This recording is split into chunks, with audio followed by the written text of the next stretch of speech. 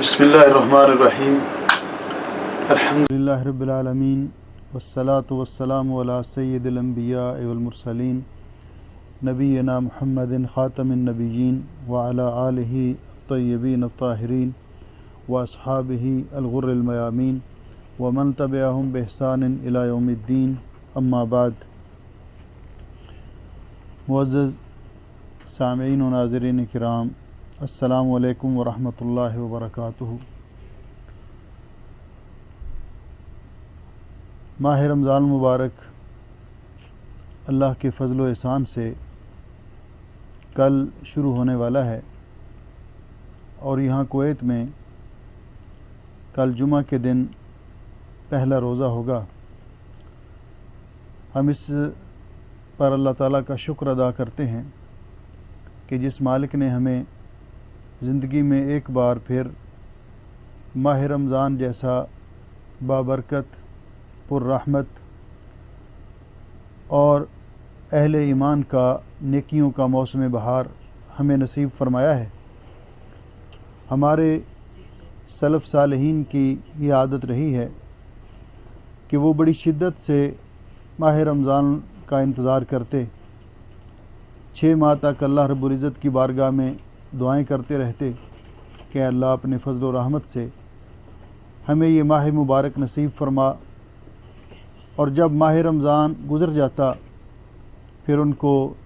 شدید اداسی لاحق ہوتی،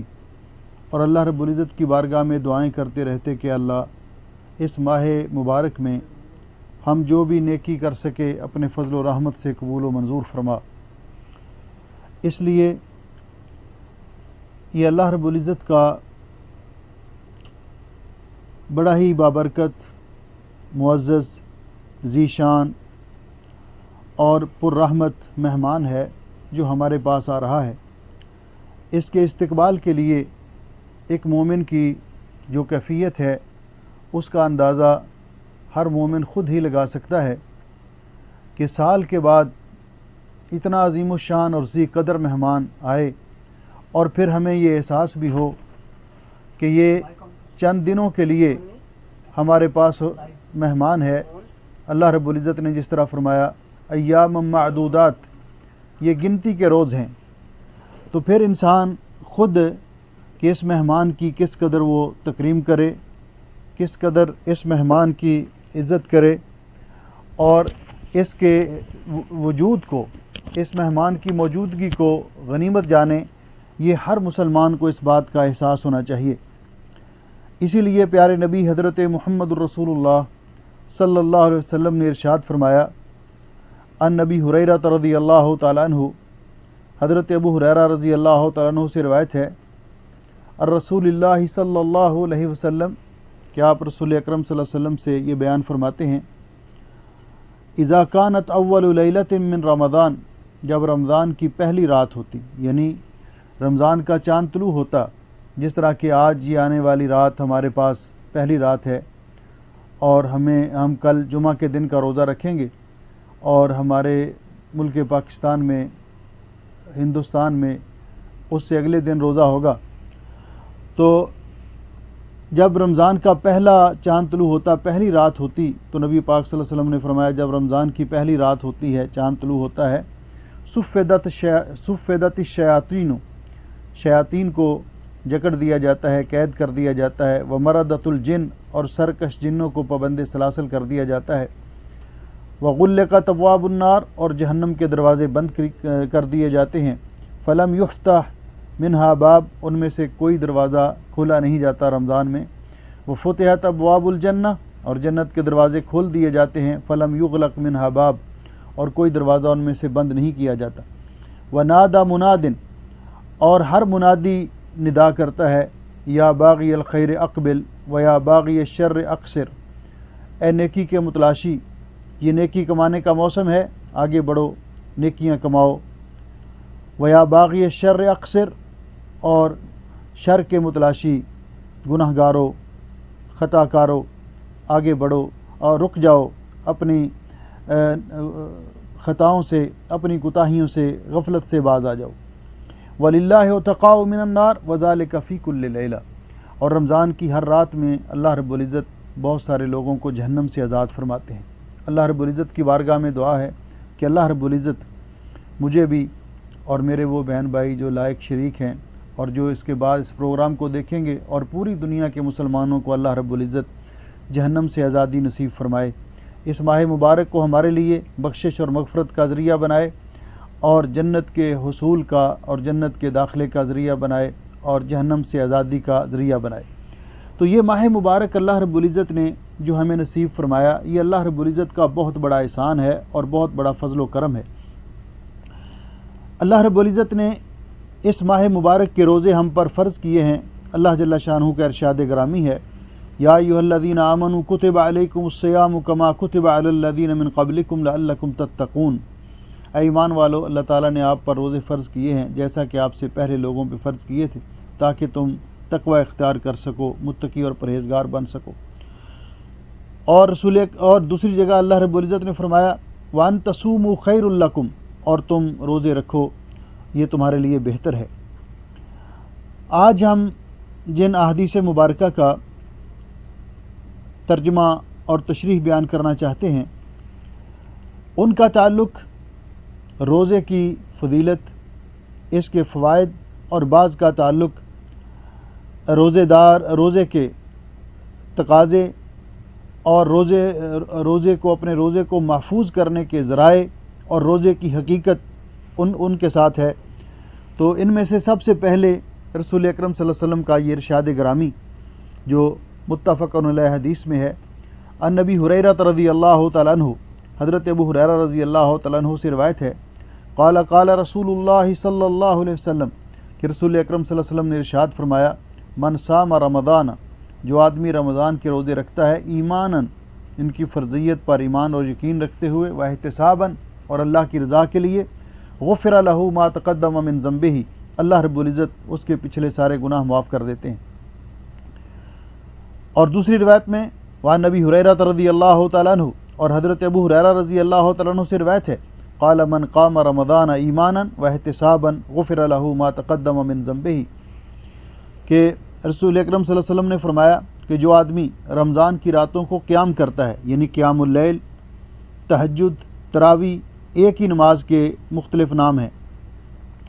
تو جو رمضان کی راتوں کو قیام کرتا ہے ایماناً، ایمان رکھتے ہوئے کہ اللہ رب العزت نے ان کی فضیلت رکھی ہے،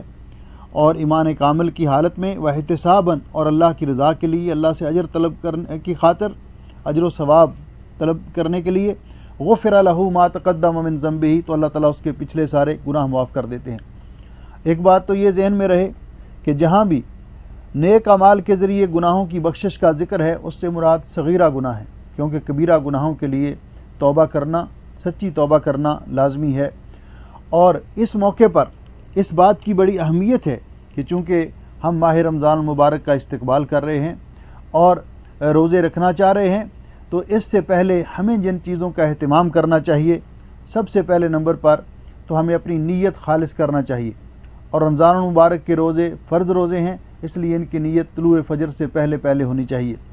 اور دوسرا، نیت اللہ کی رضا ہونی چاہیے، کسی کو دکھانا، ریاکاری اور نمود و نمائش مقصود نہیں ہونی چاہیے۔ اپنی نیت خالص کرنے کے ساتھ ساتھ اللہ تعالیٰ سے اجر و ثواب حاصل کرنے کے لیے ہم یہ روزے رکھ رہے ہیں، یہ بھی ہماری نیت میں ہونا چاہیے۔ اور دوسری بات کہ ہمیں اپنے گناہوں سے سچی اور پکی توبہ کرنی چاہیے، کیونکہ عمومی طور پر علماء ایک قاعدہ بیان کرتے ہیں، اور دنیا کے اندر بھی یہ ہے کہ کہتے ہیں التخلیہ قبل التحلیہ، کہ جب کسی چیز کو پینٹ کرنا ہو، رنگ و روغن کرنا ہو، تو پہلے تخلیہ یعنی اس کے داغ دھبے دور کیے جاتے ہیں۔ انسان کی گناہوں اور معصیت کی وجہ سے، سیاہ کاریوں کی وجہ سے انسان کے دل پر جو گناہ کا زنگ چڑھ چکا ہے، وہ معاف ہوتا ہے سچی توبہ کرنے کے ساتھ۔ اور سچی توبہ کے لیے جو شرائط ہیں ان کو اپنے ذہن میں رکھنا چاہیے کہ سب سے پہلے تو انسان وہ گناہ جن کا وہ ارتکاب کرتا رہتا ہے ان کو فوری طور پر ترک کر دے اور چھوڑ دے۔ دوسرے نمبر پر ان پر ندامت کا اظہار کرتے ہوئے اللہ تعالیٰ سے معافی مانگے کہ مجھ سے خطا ہو گئی ہے اور مجھ سے غلطی ہو گئی ہے۔ اور تیسرے نمبر پر یہ عہد کرے کہ میں اس کے بعد یہ گناہ پھر دوبارہ نہیں کروں گا۔ اور اگر گناہ کا تعلق حقوق العباد کے ساتھ ہے تو پھر چوتھی شرط یہ ہے کہ جس آدمی کے ساتھ معاملہ ہے اس کے ساتھ اپنا معاملہ طے کرے، اس سے معاف کروا لے، یا اس کا حق جو ہے اس کو واپس کرے اگر کسی کا حق کھایا ہے اور مارا ہے۔ تو جب سچی توبہ کے ساتھ، سچی ارادے اور نیت کے ساتھ، نیت صادقہ کے ساتھ انسان روزے رکھے گا تو پھر روزے کا رنگ چڑھے گا انسان پر، اس عبادت کا رنگ چڑھے گا انسان پر، اور پھر یہ مقصد حاصل ہوگا لعلکم تتقون، کہ اس کا مقصد یہ ہے کہ انسان کے اندر تقوی آئے اور پرہیزگاری آئے۔ روزے کی حقیقت کو اور روزے کی اصل جو اس کے مقاصد ہیں ان کو سمجھنے کے لیے اس بات کی اشد ضرورت ہے۔ معزز سامعین و ناظرین کرام، ذرا آپ غور فرمائیے کہ روزے کی حالت میں اللہ رب العزت نے ہمیں طلوع فجر سے لے کر غروب آفتاب تک حلال کاموں سے منع کر دیا ہے۔ کھانا جو حلال ہے اس سے روک دیا، پینا جو حلال ہے اس سے روک دیا، اور دیگر حلال کام جو تھے ہمارے لیے ان سے منع کر دیا جو روزے کے روح کے خلاف ہیں اور جو مفطرات میں آتے ہیں جن کا تعلق روزے کے افطاری کے ساتھ ہے۔ تو جب حلال کاموں کو اللہ رب العزت نے روزے کی حالت میں منع کر دیا ہے تو حرام کاموں سے بالاولیٰ بچنا روزے کی حالت میں یہ ضروری ہے۔ اس لیے ہمیں اس بات کا احساس ہونا چاہیے کہ جس طرح ہم نے روزہ رکھا ہے، روزہ رکھنے کے ساتھ ساتھ ہمیں روزے کے تقاضوں کو بھی پورا کرنا چاہیے، وگرنہ روزہ بھوک اور پیاس کے علاوہ اس سے کچھ حاصل نہیں ہوگا، جیسا کہ حضرت ابو ہریرہ رضی اللہ تعالیٰ عنہ سے روایت ہے، عن ابی ہریرہ رضی اللہ تعالیٰ عنہ قال قال رسول اللہ صلی اللہ علیہ وسلم، حضرت ابو ہریرہ رضی اللہ تعالیٰ عنہ بیان کرتے ہیں کہ رسول اکرم صلی اللہ علیہ وسلم نے فرمایا، رب صائم، کئی روزے دار ایسے ہیں، حظہ من صیامہ الجوع والعطش، کہ اس کو روزہ رکھنے کے ساتھ اس کو سوائے بھوک اور پیاس کے کچھ نہیں ملتا، ورب قائم، اور رات کو کئی ایسا قیام کرنے والے ہیں، حظہ من قیامہ السحر، کہ اس کو اس کے قیام کرنے سے سوائے شب بیداری کے اور رات جاگنے کے اور کچھ میسر نہیں آتا۔ کیوں؟ کہ اس نے روزے کے تقاضوں کو پورا نہیں کیا۔ اور یہ سب سے بڑی بدبختی ہے کہ انسان کوئی عمل کرے بھی، نیک عمل کرے بھی، پھر اس کا قبول نہ ہو، نیک عمل کرے بھی تو اس کو فائدہ حاصل نہ ہو۔ روزے جیسا عمل کرے کہ صبح سے شام تک بھوکا اور پیاسا رہے، بھوک اور پیاس کی مشقت بھی برداشت کرے، لیکن پھر اس کو اجر و ثواب حاصل نہ ہو۔ یہ کیوں ایسے ہوتا ہے؟ اس کی وجہ کیا ہے؟ اس کی وجہ بھی رسول اکرم صلی اللہ علیہ وسلم نے بیان فرما دی۔ عن ابی ہریرہ رضی اللہ تعالیٰ عنہ، حضرت ابو ہریرہ رضی اللہ تعالیٰ عنہ سے روایت ہے، قال قال رسول اللہ صلی اللہ علیہ وسلم، کہ رسول اکرم صلی اللہ علیہ وسلم نے ارشاد فرمایا، من لم یدع قول الزور والعمل به فلیس للہ حاجۃ ان یدع طعامہ وشرابہ، جو آدمی روزہ رکھ کر جھوٹ بولنا، بری باتیں کرنا، غیبت کرنا، چغلی کرنا اور اسی طرح گالی دینا، اپنی زبان کی حفاظت نہ کرنا، والعمل به، اور برے اعمال سے باز نہیں آتا، ان کو چھوڑتا نہیں۔ مثلا روزہ تو رکھ لیا ہے، نماز نہیں پڑھی،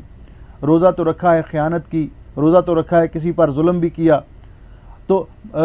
جو آدمی بری باتیں اور برے اعمال کو ترک نہیں کرتا روزے کی حالت میں، فلیس للہ حاجۃ ان یدع طعامہ وشرابہ، تو اللہ تعالیٰ کو اس کے بھوکے اور پیاسے رہنے کی کوئی ضرورت نہیں۔ اس لیے معزز سامعین و ناظرین کرام، یہ بات ہر مسلمان کے ذہن میں رہنی چاہیے کہ ہم روزہ رکھیں اور روزہ رکھنے سے ہمیں روزے کے فوائد حاصل ہوں، تو جس کا معنی یہ ہے کہ ہم روزہ رکھ کر روزے کے تقاضوں کو پورا کریں، اپنے روزے کو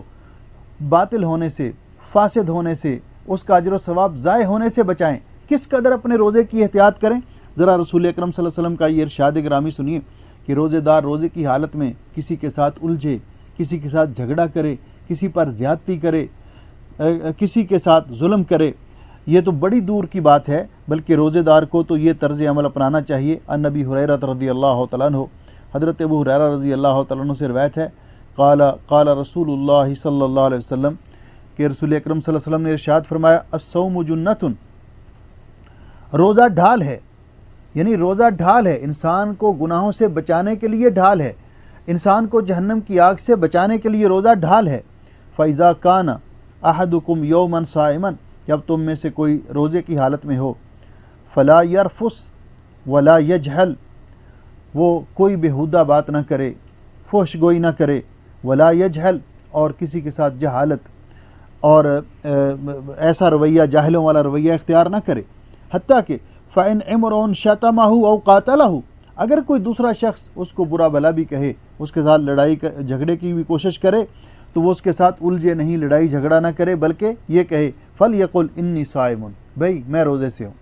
میں آپ کے ساتھ لڑائی، کیا معنی اس کا کہ میں آپ کے ساتھ الجھ نہیں سکتا، آپ کے ساتھ لڑائی نہیں کر سکتا۔ اسی لیے حضرت جابر رضی اللہ تعالیٰ عنہ بیان فرماتے ہیں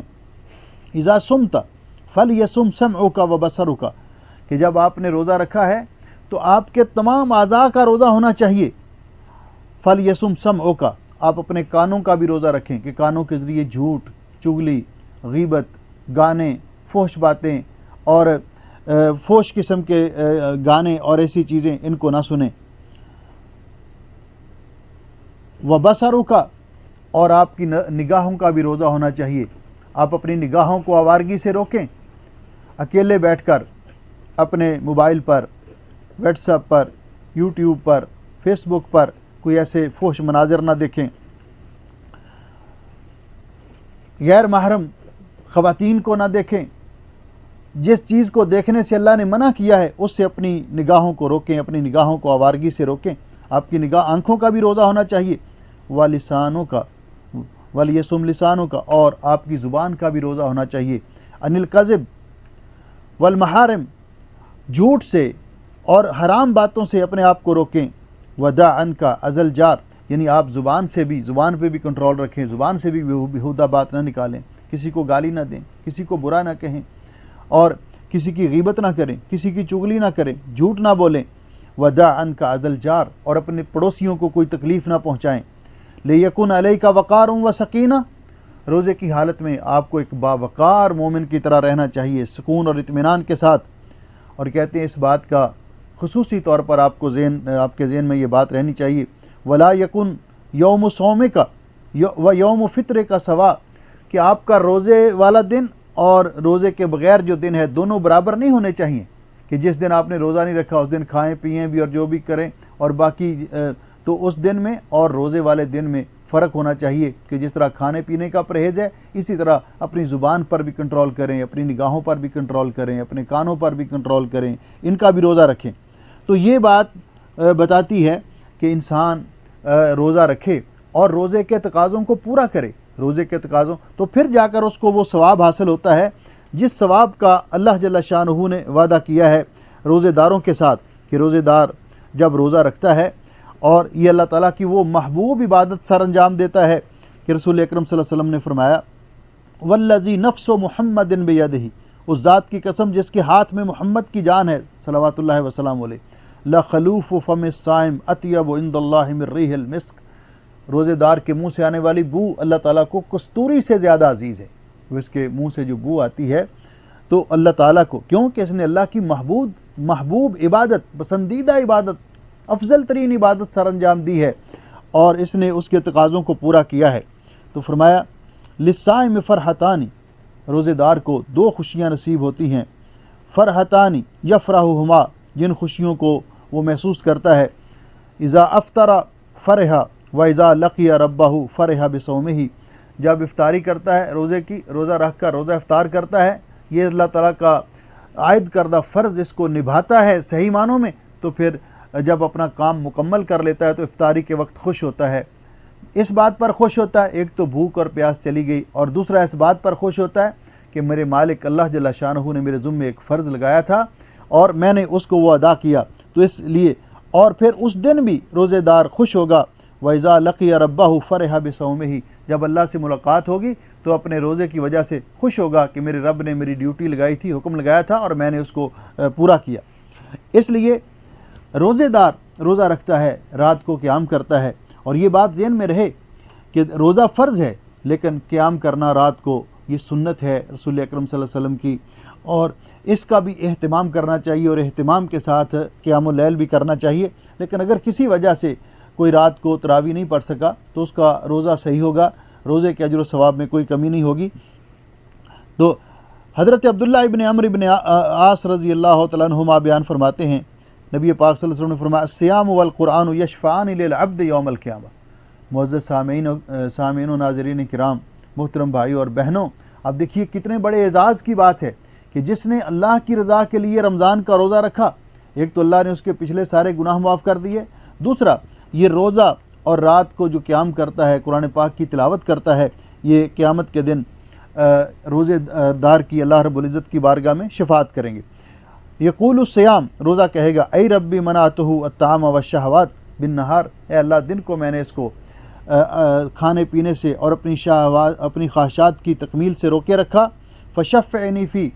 تو اس کے حق میں میری سفارش قبول کر لے۔ ویقول القرآن، اور قرآن کہے گا اے رب منعتہ النوم باللیل، میں نے رات کو اس کو نیند سے منع کیے رکھا، بیدار رکھا، فشفعنی فی، تو اس کے حق میں میری شفاعت قبول کر لے، فیشفعان، تو اللہ رب العزت ان کی شفاعت قبول کر لے گا۔ اس لیے روزے کے یہ جو اجر و ثواب ہے، اللہ رب العزت نے روزے کے یہ فوائد حاصل کیا، فوائد کا ہمارے ساتھ وعدہ کیا ہے، جن ثمرات اور برکات کا مزہ تب ہے کہ ہم ان برکات کو حاصل کر سکیں۔ اور حقیقت یہ ہے کہ جب ایسی صورتحال ہو کہ انسان اپنا اس نے روزہ رکھا ہو اور روزہ رکھ کر اس کو یہ فوائد و برکات حاصل نہ ہو سکیں، تو یہ کتنی بڑی محرومی قسمت ہے اور کتنی بڑی انسان کے لیے سیاہ بختی کی بات ہے۔ اسی لیے رسول اکرم صلی اللہ علیہ وسلم نے ایسے لوگوں کو کہ جو رمضان المبارک جیسا بابرکت مہینہ کہ جس میں اللہ رب العزت نے قرآن کریم کو نازل کیا، روزے جیسی اہم عبادت اللہ رب العزت نے ہم پر فرض کی، اور اس ماہ مبارک کو ہمارے لیے خیر و برکت کا باعث بنایا، نیکی کرنے کے تمام وسائل ہمارے لیے میسر کیے، اور برائی سے بچنے کے لیے اللہ رب العزت نے ہمارے لیے وسائل مہیا کیے، نیکی کے لیے راستے آسان کر دیے اور برائی کی راہ میں رکاوٹیں کھڑی کر دیں، کہ تاکہ اللہ کے بندے اللہ تعالیٰ کی رحمت اور برکت کو سمیٹ سکیں اور بخشش اور مغفرت کے حقدار بن سکیں۔ اور پھر اعلان کیا کہ یا باغی الخیر اقبل یا باغی الشر اکثر، اور پھر اعلان کیا کہ رمضان کی راتوں کو اللہ تعالیٰ بہت سارے لوگوں کو جہنم سے آزاد کرتا ہے، تو جو اس موقع سے بھی فائدہ نہ اٹھا سکے تو ان کا پھر وہی حال ہوگا جیسا کہ مولانا حالی نے فرمایا کہ پانی وافر، بیج اچھا اور مٹی بھی زرخیز، جس نے اپنا کھیت نہ سینچا وہ کیسا دہقان۔ ایسے ہی لوگوں کی بدبختی کا ذکر کرتے ہوئے کہ جو رمضان المبارک کے روزے اہتمام کے ساتھ نہیں رکھتے، بغیر کسی عذر کے روزے ترک کر دیتے ہیں اور ان کو اہمیت نہیں دیتے، تو فرمایا ان کعب بن عجرۃ رضی اللہ تعالیٰ عنہ، حضرت کعب بن عجرۃ رضی اللہ تعالیٰ عنہ بیان کرتے ہیں، قال رسول اللہ صلی اللہ علیہ وسلم، ایک دن نبی علیہ السلام نے فرمایا احضر المنبر، ممبر لائیے، آپ نے ممبر منگوایا، فحضرنا، تو ہم نے ممبر حاضر کر دیا، فلما ارتقى درجہ، جب آپ نے اس کی ایک سیڑھی پہ قدم رکھا، قال آمین، تو آپ نے فرمایا آمین، پھر دوسری سیڑھی پہ قدم رکھا تو فرمایا آمین، پھر تیسری سیڑھی پہ قدم رکھا تو فرمایا آمین۔ جب آپ ممبر سے نیچے اترے تو ہم نے پوچھا اللہ کے رسول، لقد سمعنا منک اليوم شيئا ما كنا نسمعه، ہم نے آج آپ سے وہ چیز سنی ہے جو پہلے ہم کبھی نہیں سنتے تھے، تو آپ نے فرمایا ان جبریل عرض علی، بے شک جبریل امین میرے پاس آئے، فقال، تو انہوں نے کہا بعد من ادرک رمضان فلم یغفر له، وہ شخص اللہ کی رحمت سے دور ہو، محروم ہو، کہ جس کی زندگی میں رمضان آیا اور وہ فلم یغفر له، اس کے گناہ نہ بخشے جا سکے، یعنی اس سے بڑا محروم قسمت، سوختہ نصیب کوئی نہیں ہے کہ جس کو اللہ تعالیٰ نے رمضان المبارک نصیب کیا، یہ بابرکت ایام نصیب کیے اور پھر بھی وہ اپنے گناہ نہ بخشوا سکا۔ تو میں نے کہا آمین۔ سامعین کرام، ناظرین کرام، ذرا غور فرمائیے کہ ایسا بدبخت شخص جو رمضان المبارک میں بغیر کسی عذر کے مسلمان ہے، بغیر کسی وجہ کے روزہ ترک کر دیتا ہے، اس کو اہمیت نہیں دیتا، تو کتنا بڑا محروم قسمت ہے۔ کہ فرمایا کہ اس کے لیے جبریل امین جو سید الملائکہ ہیں وہ بد دعا کر رہے ہیں، اور نبی پاک صلی اللہ علیہ وسلم جو سید الانبیاء والمرسلین ہیں وہ آمین کہہ رہے ہیں، تو کیا ایسی دعا کی قبولیت میں کوئی شک ہے؟ فرمایا جب دوسری سیڑھی پہ قدم رکھا تو جبریل امین نے یہ بد دعا کی کہ کہا بعد من ذکرت عنده فلم یصلی علیک، کہ وہ شخص بھی اللہ کی رحمت سے دور ہو جائے جس کا آپ کے پاس ذکر کیا جائے اور پھر وہ آپ پر درود پاک نہیں بھیجتا، یعنی وہ شخص بھی محروم قسمت ہے۔ تو میں نے کہا آمین۔ وہ شخص بھی اللہ کی رحمت سے دور ہو جس نے بعد من ادرک ابویہ الکبر عنده، او احدہما فلم یدخلہ الجنہ، کہ جس نے بڑھاپے میں اپنے والدین میں دونوں کو یا دونوں میں سے کسی ایک کو پا لیا اور اس کو وہ جنت میں داخل نہ کروا سکے، یعنی ان کی خدمت کر کے وہ جنت حاصل نہ کر سکا، تو وہ بھی اللہ کی رحمت سے محروم ہو۔ تو یہ کتنی بڑی محرومی قسمت ہے کہ رمضان المبارک آئے بھی اور رمضان المبارک آ کر گزر جائے تو انسان مسلمان پھر اسی طرح نہ اس کی عادات میں تبدیلی آئے، نہ وہ اپنے گناہوں کو بخشوا سکے، اور نہ اللہ تعالیٰ کی جنت کے حصول کا وہ حقدار بن سکے۔ تو اس لیے یہ موقع اللہ نے ہمیں نصیب کیا ہے۔ کل سے رمضان المبارک سٹارٹ ہو رہا ہے، اور اس موقع پر نبی پاک صلی اللہ علیہ وسلم کے اس فرمان کے مطابق کہ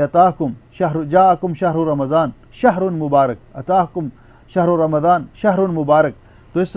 حدیث کے تحت علامہ ابن رجب لکھتے ہیں کہ رمضان المبارک کے آمد کی مبارکباد دینا اس حدیث کی روح سے مستحب ہے۔ تو میں بھی کہتا ہوں کہ مبارک علیکم الشہر، اللہ تعالیٰ اس ماہ مبارک کو ہمارے لیے خیر و برکت کا باعث بنائے، اور اس ماہ مبارک کو ظاہر بات ان حالات میں کہ جب کرونا وائرس کی وجہ سے پہلے والی وہ رونقیں اور گہما گہمی رمضان میں نظر نہیں آئے گی، دل تو افسردہ ہے، لیکن اللہ رب العزت نے ہمیں جو موقع نصیب کیا ہے کہ ہم روزہ گھر میں بیٹھ کر بھی رکھ سکتے ہیں، ہم قیام گھروں میں بھی کر سکتے ہیں، دعائیں ہم گھروں میں بھی کر سکتے ہیں، قرآن پاک کی تلاوت ہم گھروں میں بھی کر سکتے ہیں۔ اس لیے میرے بھائیوں اور میری بہنوں، شاید زندگی میں دوبارہ ہم اللہ تعالیٰ سے دعا تو کرتے ہیں کہ اللہ رب العزت زندگی میں بار بار ہمیں یہ مبارک مہینہ اور یہ پر رحمت گھڑیاں اور مبارک ساعات اللہ ہمیں نصیب فرمائے، لیکن زندگی کا کوئی پتہ نہیں، اللہ کے علم میں ہے دوبارہ یہ موقع میسر آئے یا نہ آئے۔ اس لیے جو موقع ہمیں میسر آیا ہے ہمیں اس سے بھرپور استفادہ کرنا چاہیے، اور اس وقت فراغت بھی ہے، اور رسول اکرم صلی اللہ علیہ وسلم نے فرمایا نعمتان مغبون فیہما کثیر من الناس، دو نعمتیں ایسی ہیں جن کے بارے میں بہت سارے لوگ خسارے میں رہتے ہیں، الصحت والفراغ، ایک صحت اور تندرستی، اور دوسرا فارغ البالی۔ اس وقت اللہ سے ہم دعا کرتے ہیں کہ اللہ تعالیٰ ہمیں صحت و عافیت عطا فرمائے، اور اس وقت اپنے تحفظ کے لیے گورنمنٹ نے ہمارے فائدے کے لیے ہمیں گھروں میں رہنے کے لیے کہا ہے، تو کرونا وائرس کی وجہ سے، اس بیماری سے بچنے کی وجہ سے تو ہم گھروں میں ہیں، تو ہمارے پاس وقت بھی ہے، ہم قرآن پاک کی تلاوت کریں۔ یہ شہر القرآن ہے، نبی پاک صلی اللہ علیہ وسلم نے فرمایا اقرأوا القرآن، قرآن پاک کی تلاوت کرو، فإنہ یأتی یوم القیامۃ شفیعا لأصحابہ، کہ قیامت کے دن قرآن پاک اپنے پڑھنے والوں کی شفاعت کرے گا۔ یہ دعاؤں کی قبولیت کا موسم ہے، اس لیے روزے کی حالت میں یا افطاری کے وقت اللہ تعالیٰ سے دعائیں کریں، اپنی حاجات اللہ سے مانگیں، اور یہ جس مصیبت میں پوری دنیا مبتلا ہے اللہ تعالیٰ سے دعا کریں کہ اللہ ہمارے گناہوں کو معاف کرے اور اس مصیبت سے ہمیں نجات دلائے۔ رمضان المبارک میں صدقہ و خیرات کریں جن کو اللہ نے مال دیا ہے، رمضان المبارک میں روزے داروں کی افطاری کا اہتمام کریں، اور اسی طرح رمضان المبارک میں صلہ رحمی کریں، رمضان المبارک میں دوسروں کے ساتھ اچھا سلوک کریں، اور رمضان المبارک میں ایک دوسرے کے ساتھ اظہار ہمدردی کریں۔ یہ مواسات کا مہینہ ہے، اس سے خود انسان بھوکا اور پیاسا رہتا ہے تو اس کو ان لوگوں کی بھوک اور پیاس کا احساس ہوتا ہے کہ جن کو کھانا اور پینا میسر نہیں آتا اور وہ فاقوں زندگی بسر کرتے ہیں۔ تو اس لیے اس سے سبق سیکھنا چاہیے کہ رمضان المبارک، اور اپنی ٹریننگ کرنی چاہیے، یہ موقع ہے، اس لیے چند امور کی طرف ہماری توجہ ہونی چاہیے۔ پہلے نمبر پر تو انسان اس بات کا شروع سے ہی ارادہ کرے کہ میں اللہ کی توفیق سے رمضان المبارک میں روزے بھی رکھوں گا اور روزے کے تقاضوں کو بھی پورا کروں گا اور رات کو قیام بھی کروں گا۔ اور جو قیام ہے رسول اکرم صلی اللہ علیہ وسلم سے مسنون ام المومنین عائشہ رضی اللہ تعالیٰ عنہ فرماتی ہیں ما کان یزید فی رمضان ولا فی غیرہ علی 11 رکعۃ، رمضان نبی پاک صلی اللہ علیہ وسلم رمضان اور غیر رمضان میں رات کی جو نماز تھی تہجد قیام اللیل وہ آپ کی 11 رکعت ہوتی تھی، 8 رکعت نفل 2 کر کے اور 3 وتر، اس کا اہتمام کریں ہم۔ اگر گھر میں افراد ہیں، اس وقت مساجد کی جو صورتحال ہے کہ مساجد میں نہیں جا سکتے ہم، تو اپنے گھر میں جماعت کروا لیں، اور اگر لمبی قرات کے لیے تراویح پڑھانے کے لیے اتنا قرآن پاک ہر کسی کو یاد نہیں ہے تو فرض نماز جو ہے وہ جو جتنا یاد ہے اس سے پڑھ لیں، اور تراویح کے لیے آپ قرآن پاک اور مصحف سے دیکھ کر بھی تراویح پڑھ سکتے ہیں۔ دوسرا، روزے کے احکام کو سیکھیں کہ کن چیزوں سے روزہ باطل ہو جاتا ہے اور کن چیزوں سے روزہ ٹوٹ جاتا ہے۔ یہ احکام یہ ہم پہلے بیان کر چکے ہیں، جو ہمارا پارٹ نمبر 2 ہے اس میں تفصیل کے ساتھ ہم بیان کر چکے ہیں۔ اسی طرح اللہ رب العزت کی بارگاہ میں سچی توبہ کریں، یہ توبہ کرنے کا مہینہ ہے، اور اللہ تعالیٰ سے معافی مانگیں اپنے گناہوں کی۔ چوتھی بات یہ ہے کہ ارادہ کریں کہ جو بھی کوئی ایسی عادات ہمارے اندر آ چکی ہیں کہ جو اچھی نہیں ہیں، مثلا جھوٹ بولنا، گالی دینا، سگریٹ پینا، نشہ کرنا، اور غیبت اور چغلی کرنا، یہ ساری باتیں، تو رمضان المبارک ان چیزوں کو چھوڑنے کے لیے بہترین مدرسہ ہے، بہترین ٹریننگ کورس ہے، تربیتی کورس ہے ان چیزوں کو چھوڑنے کے لیے، اس لیے اس کا بھی ہمیں اہتمام کرنا چاہیے۔ اور اس کے ساتھ ساتھ رمضان المبارک کے بارے میں جو مسائل ہیں ان کو بھی جاننا چاہیے۔ اور ایک بات خصوصی طور پر عرض کرنا چاہوں گا، روزے داروں کی روزے کا اہتمام کرنا، اور پھر دعا کو یہ لازم پکڑنا چاہیے، اور قرآن پاک کی زیادہ سے زیادہ تلاوت کرنی چاہیے۔ اور ایک بہت بڑی چیز جو ہمارے وقت کو ضائع کرتی ہے وہ یہ ہے کہ مختلف ٹی وی چینلز پر، مختلف پروگراموں میں ایسے سیریز اور ڈرامے آتے ہیں اور ایسے پروگرام آتے ہیں جو وہ خاص کر سحری اور افطاری کے وقت لگاتے ہیں، اور اس میں یہ کہا جاتا ہے کہ یہ اسلامی پروگرام ہے، تو ایسے پروگراموں سے بھی بچیں۔ اگر کوئی فائدہ مند پروگرام ہے تو رمضان کے بعد بھی دیکھا جا سکتا ہے۔ تو رمضان کے سحری اور افطاری کا وقت یہ بڑا غنیمت وقت ہوتا ہے، اور اس کو غنیمت جانیں، یہ دعا کی قبولیت کا وقت ہوتا ہے، یہ برکت والا وقت ہوتا ہے، تو اس کو ان چیزوں میں نہ ضائع کر دیں اور نہ گزار دیں، بلکہ اپنی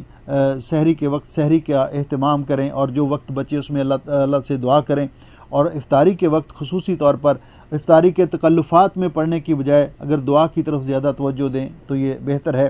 افطاری رسول اکرم صلی اللہ علیہ وسلم فرمایا کرتے تھے کھجور کے ساتھ، اگر کھجور نہ ملے تو دودھ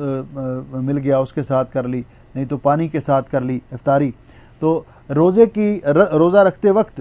نیت کرنی ہے، تو نیت کے لیے کوئی الفاظ نبی پاک صلی اللہ علیہ وسلم سے ثابت نہیں ہے، بلکہ نیت کا تعلق دل سے ہے۔ رات کو آپ نے نیت کر کے سوئے کہ میں نے صبح روزہ رکھنا ہے، تو وہی نیت ہے۔ صبح کھانا کھا رہے ہیں تو آپ نے نیت کی کہ میں روزہ رکھ رہا ہوں، تو وہی آپ کی نیت ہے۔ یہ جو الفاظ ہیں وہ بصوم غد نویت من شہر رمضان، یہ نبی پاک صلی اللہ علیہ وسلم سے ثابت نہیں ہے۔ اسی طرح افطاری کے وقت بسم اللہ پڑھ کے آپ روزہ افطار کریں، اور اس کے بعد دعا پڑھیں، ذهب الظمع وابتلت العروق وثبت الاجر انشاءاللہ، ذهب الظمع وابتلت العروق وثبت الاجر انشاءاللہ۔ تو اس طرح روزے کے اندر نیک کام کرنے کی زیادہ سے زیادہ اللہ تعالیٰ کی طرف رجوع کرنے کی کوشش کریں، اور اللہ تعالیٰ سے اپنی جو حاجات اور ضروریات ہیں وہ مانگیں۔ یہ دعاؤں کی قبولیت کا موسم ہے، اور دعا کے آداب کے بارے میں انشاءاللہ ہم ایک درس دیں گے جس میں بیان کریں گے، کیونکہ ہمارا یہ پروگرام ہے کہ انشاءاللہ ہم رمضان سے کل یکم رمضان ہے، تو کل سے ہم سٹارٹ کریں گے درس تفسیر،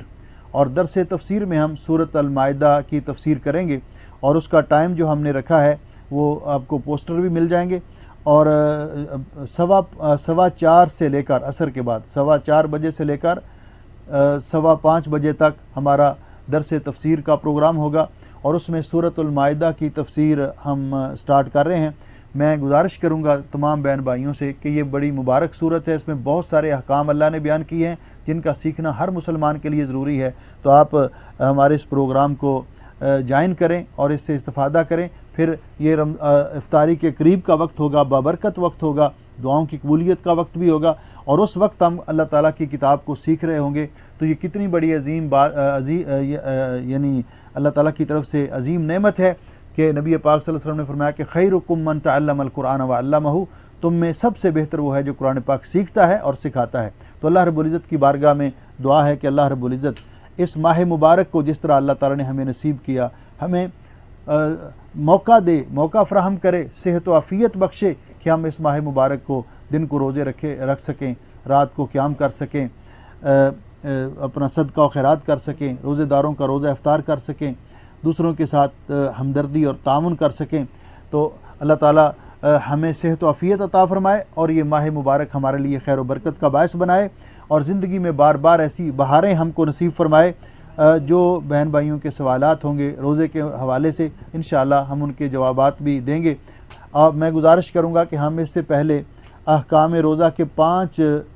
جو ہمارے پارٹ لیکچر ہو چکے ہیں، تو روزے کے دنوں میں ان کو آپ ضرور سن لیں، اس کے اندر تقریباً تمام مسائل ہم بیان کر چکے ہیں۔ اس کے علاوہ بھی اگر کوئی مسئلہ ہوگا تو انشاءاللہ ہم آپ یہ زوم پر یا فیس بک پر، یوٹیوب پر آپ وہ سوالات ہمیں بھیج سکتے ہیں اور ان کے جوابات بھی آپ تک پہنچتے رہیں گے۔ اللہ تعالی ہم سب کا حامی و ناصر ہو۔ یہ موجودہ جو پریشانی آئی ہوئی ہے اللہ تعالی ہمیں اس سے محفوظ فرمائے اور بیماروں کو اللہ تعالی صحت کاملہ عطا فرمائے۔ یہاں پہ ہماری اور ہمارے اپنے اپنے وطنوں میں ہمارے اہل و عیال عزیز و اقارب کی حفاظت فرمائے۔ اس ماہ مبارک کو ہمارے لیے بخشش اور مغفرت کا ذریعہ بنائے، جہنم سے آزادی کا ذریعہ بنائے۔ ہمیں اللہ تعالیٰ ان خوش نصیب لوگوں میں کرے کہ جن کو اللہ تعالیٰ لیلۃ القدر نصیب کرتا ہے، وہ بھی اس مہینے کے اندر عظیم رات ہے آخری عشرے کے اندر۔ اللہ تعالیٰ ہمیں ان خوش نصیب لوگوں میں سے کرے کہ جن کو اللہ تعالیٰ لیلۃ القدر نصیب کرتا ہے، اور اللہ تعالیٰ ہمیں ہمارا نام ان خوش نصیب لوگوں میں لکھ لے کہ جن کو اللہ تعالیٰ جہنم سے آزاد کرتا ہے۔ اللہ تعالیٰ ہم پہ راضی ہو جائے، ہماری دنیا بھی بہتر بنائے، ہماری آخرت بھی بہتر بنائے، ہماری جسمانی صحت کے اعتبار سے، مالی اور ہر قسم کی پریشانیاں اللہ دور فرمائے۔ ہم سب کو رزق حلال اللہ جل شانہ وافر مقدار میں عطا فرمائے، جو کچھ اس نے عطا کیا اس میں برکت عطا فرمائے، اور ہمیں حرام سے بچائے۔ اللہ جل شانہ ہمیں اپنے سوا کسی کا محتاج نہ کرے، ہمارے علم کو علم نافع بنائے اور ہمیں عمل صالح کی توفیق عطا فرمائے۔ تمام بیماروں کو اللہ شفا عطا فرمائے، ہمارے والدین کے حال پہ رحم فرمائے، جو زندہ ہیں اللہ ان کو صحت و عافیت عطا فرمائے اور ان کو ایمان اور صحت والی بابرکت عمر نصیب فرمائے۔ جو فوت ہو گئے اللہ ان کی مغفرت فرمائے۔ اللہ تعالی ہماری اولادوں کو نیک بنائے، ہماری اولادوں کو ہماری آنکھوں کی ٹھنڈک بنائے۔ اللہ تعالی ہماری اولادوں کو اپنے مطیع اور فرمانبردار بنائے، نمازوں کے پابند بنائے۔ بے اولاد مسلمانوں کو اللہ جل شانہ نیک اور صالح اولاد نصیب فرمائے۔ اللہ تعالی اس ملک کی بھی اور تمام بلاد اسلامیہ کی حفاظت فرمائے۔ بارک اللہ فیکم۔ السلام علیکم ورحمۃ اللہ وبرکاتہ۔